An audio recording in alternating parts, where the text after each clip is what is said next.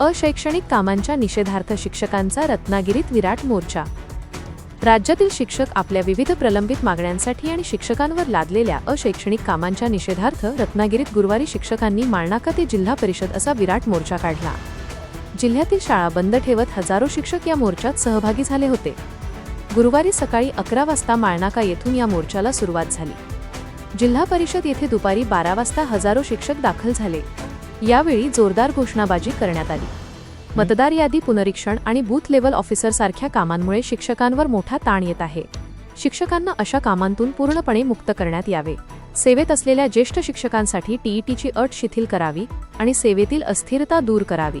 शिक्षकांची पदोन्नतीची संधी हिरावून घेणारे धोरण बदलावे आणि सेवा ज्येष्ठतेनुसार पात्र शिक्षकांना तातडीने पदोन्नती देण्यात यावी। शैक्षणिक गुणवत्ता टिकवण्यासाठी जाचक संच मान्यता धोरण मागे घेण्याची मागणी यावेळी प्रामुख्याने करण्यात आली।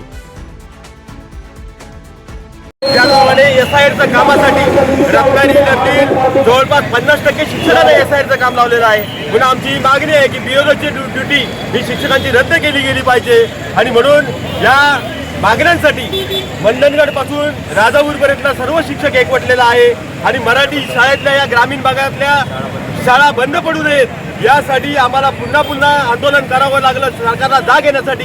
तरी आम्ही तीव्र भूमिका या निमित्ताने घेतलेली आहे। धन्यवाद।